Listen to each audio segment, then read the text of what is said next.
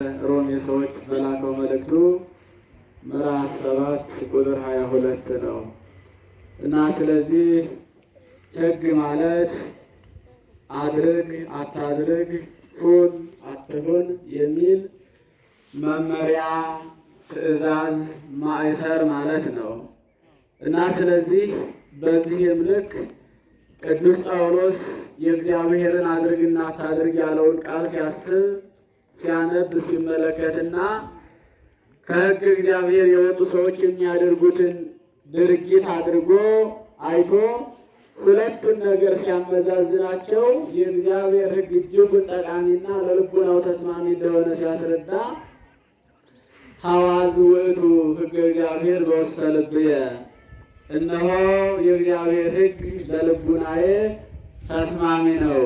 ወባሕቱ ረክብ ካልአ ሕገ ዘውስተ አባልየ፣ እነሆ በልቡናዬ ውስጥ ደግሞ ሁለተኛ ሕግ ኃጢአትን አገኛለሁ ያለው ወተጣብኡ ወተቃተሩ፣ እነሆ በእኔ ልቡናነት በእኔ ውስጥ ሕገ እግዚአብሔርና ሕገ ሰይጣን ወይም ሕገ ሥጋ ሁለቱም በእኔ ውስጥ ገጠሙ።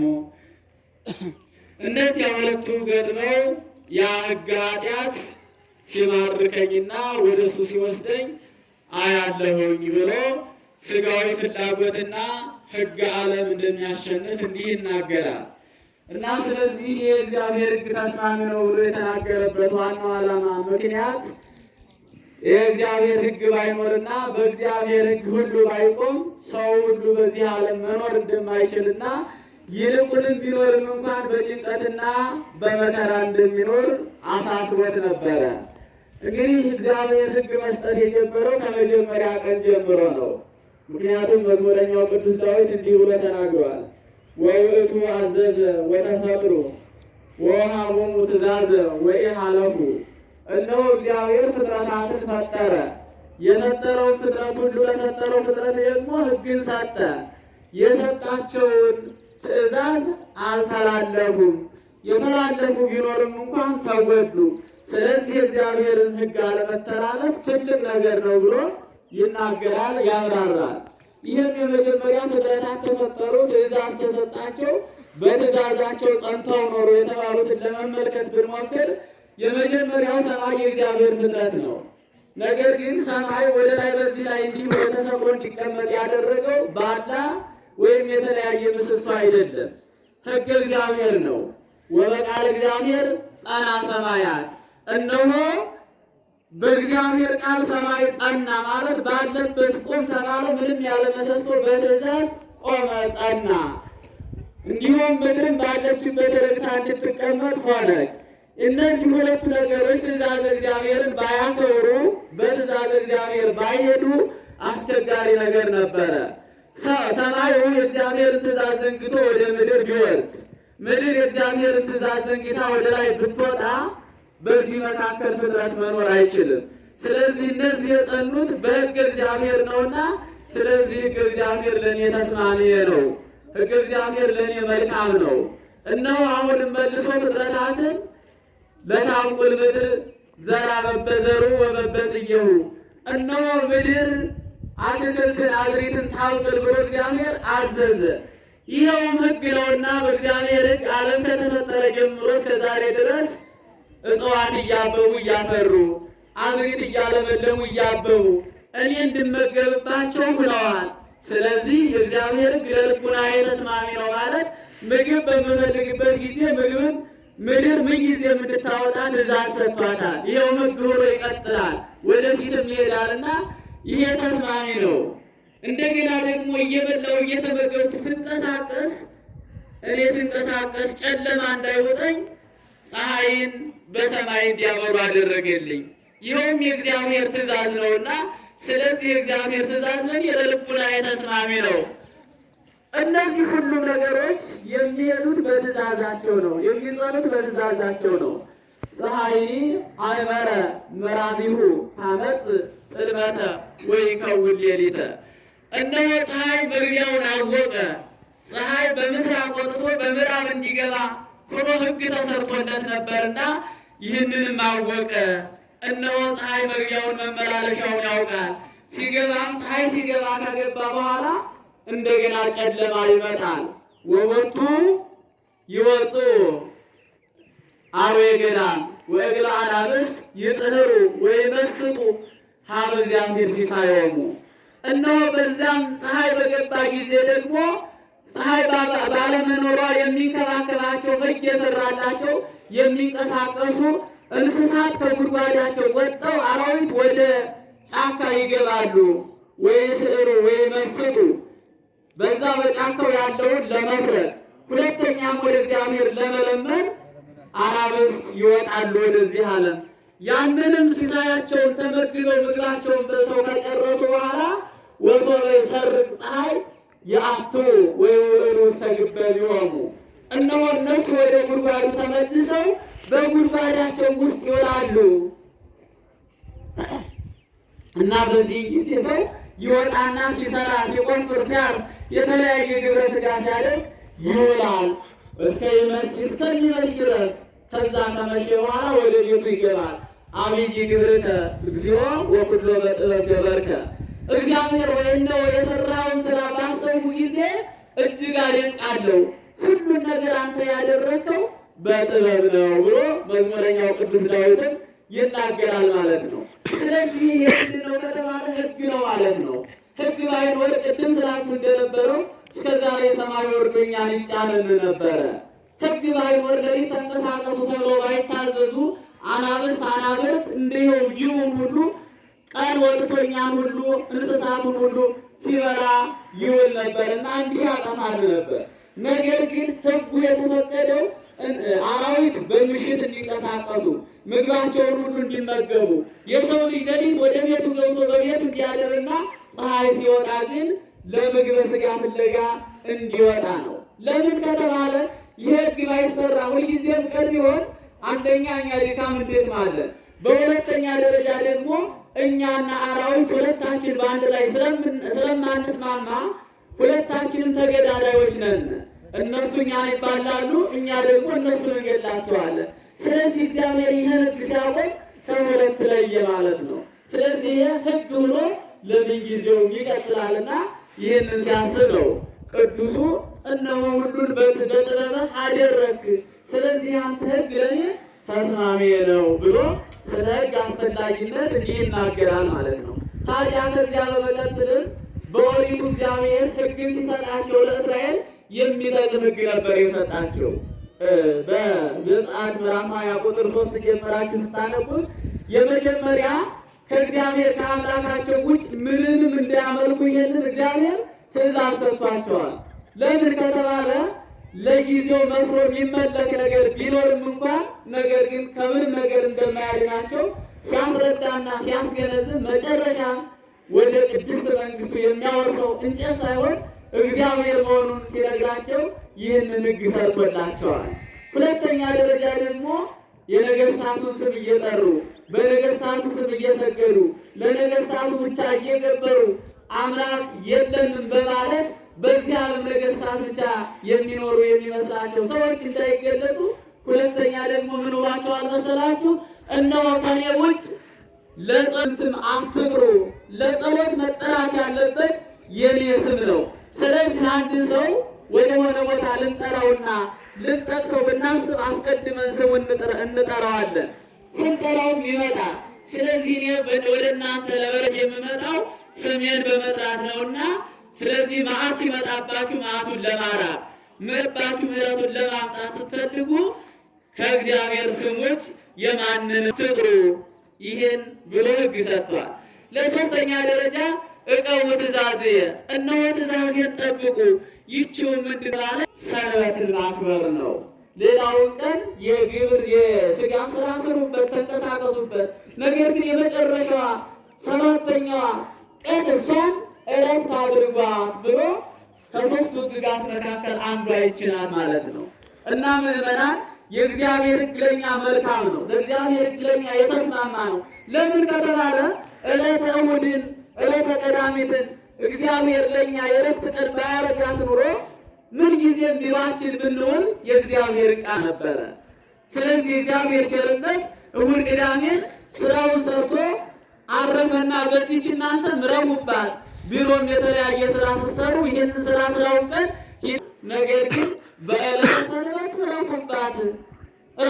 ስታርሙም ቤተ ክርስቲያን ሄዳችሁ ቃል እግዚአብሔር እየተመገባችሁ እንደገና ከቃል እግዚአብሔር ምግብ ደግሞ ዙራችሁ ነዳያንን እየረዳችሁ ማለት ቃል እግዚአብሔር በመገብ ማለት ቃል እግዚአብሔር በመመገብ ብቻ ራሱ ቃል እግዚአብሔር በመስማት ብቻ ጽድቅ አይገኝም፣ ሕጉም አይፈጸምም። ቃል እግዚአብሔር የሚያዛቸው እግዚአብሔር ቃል የሚያዛቸው ትእዛዛት ደግሞ በመተርጎም ነው። ሐዋርያው ቅዱስ ጳውሎስ ሕግን በመስማት ብቻ እንደማይጸደቅ ሲነግረና በእውኑ የእግዚአብሔርን ትእዛዝ በመስማት ብቻ የሚጸደቅ ይመስላችኋልን? አይደለም። አላ በገቢሮቶን እነሆ እነዚያን በመስራት ነው የሚጸደቀው። ቃል እግዚአብሔር ማለት ፕላን ማለት ነው። ፕላን አለ ማለት ቤት አለ ማለት አይደለም። እንደምታውቁት የቤተ ክርስቲያኑ ፕላን ወይም ደግሞ የተለያየ የቤት ፕላን ታያላችሁ። ያ ፕላኑ አለ ማለት ያ የቤተ መቅደሱ ወይም ደግሞ የሚሰራው ቤት ስዕል ወጣ እንጂ ቤተ መቅደሱ ተሰርቶ አለቀ አይደለም። ነገር ግን ያ ፕላኑ የሚወጣው የምንሰራው ቤተ ክርስቲያን ይህን ይመስላል፣ የምንሰራው ቤት ይህን ይመስላል። ስለዚህ ይህንን ቤተ ክርስቲያን ለመስራት የሚበቃ ሰው ካለ ይምጣ፣ ይህን ቤት መስራት የሚችል ሰው ካለ ይምጣ ማለት ነው። እና ፕላን ነው፣ ቃል እግዚአብሔር ፕላን ነው። ያ ፕላኑ ሂዶ የሚሰራው ባለሙያው ፕላኑን እያነበበ ቤቱን ከዚህ ጀምሮ እስከዚህ ስንት ነው እያለ ወጥቶ እንዳይበላሽበት ማለት ነው። አንድ ኃላፊ ከመስራቱ አስቀድሞ ገና ከንጹህ መሬት ላይ የሚሰራውን ቤት በህሊናው አስቀድሞ ይቀርጻል።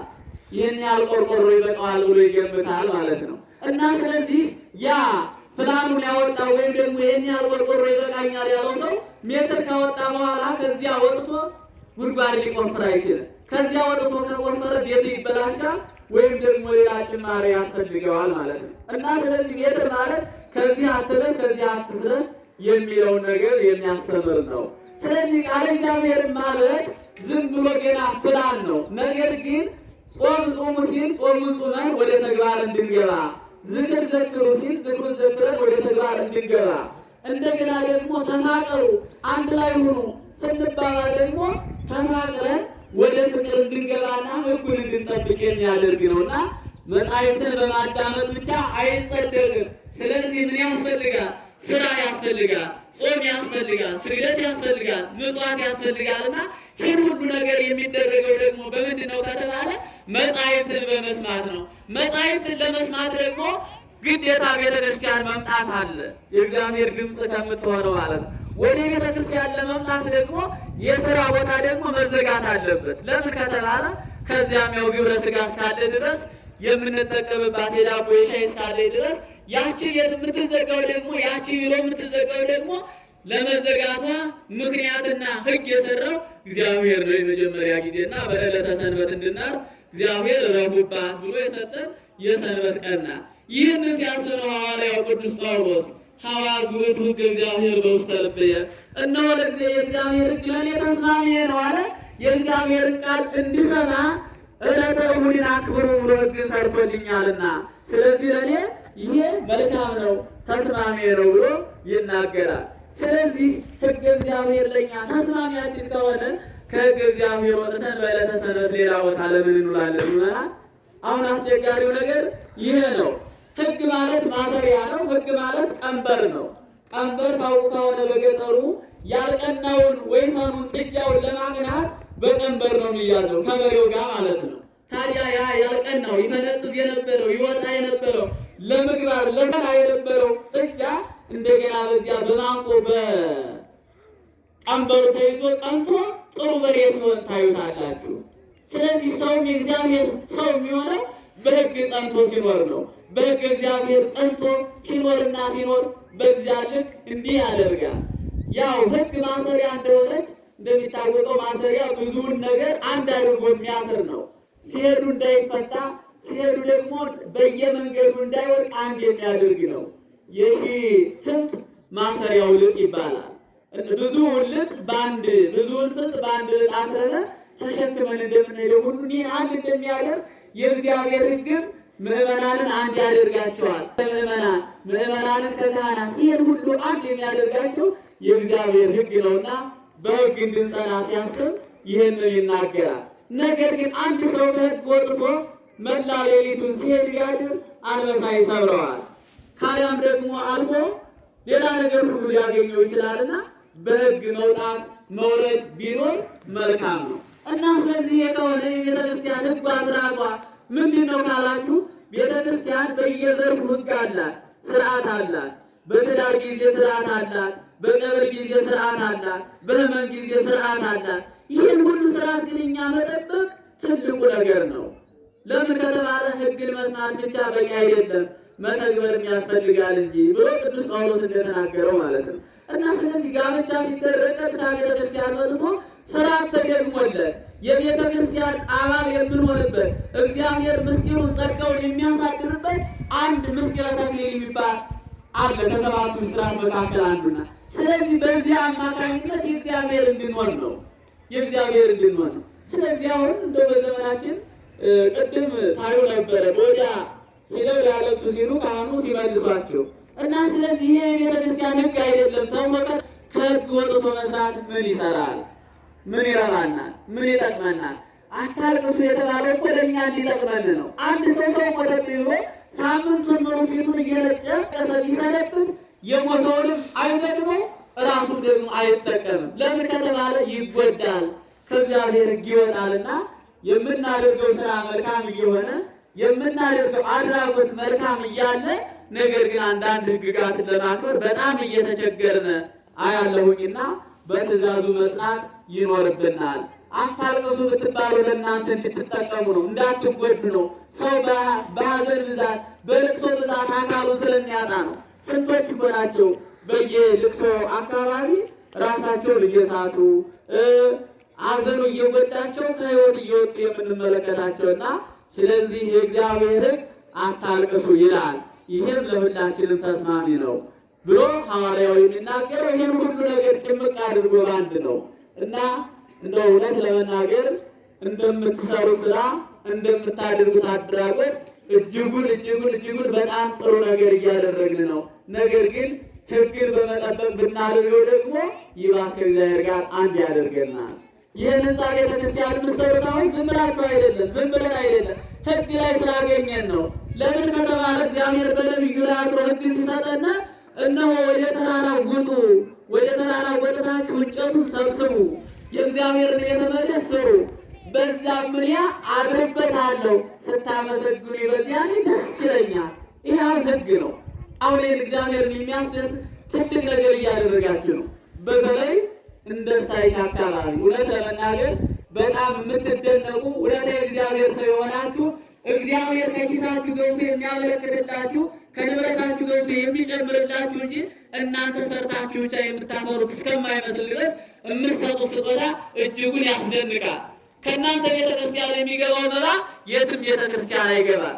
ሕንፃ ቤተክርስቲያን የምታነጹት እናንተ ብቻ አይደላችሁ። ብዙ ሰው ያንጻል። ነገር ግን እንደናንተ አድርጎ የሚያንጽ እንደናንተ አድርጎ ገቢ የሚያስገባ ሰው የለም።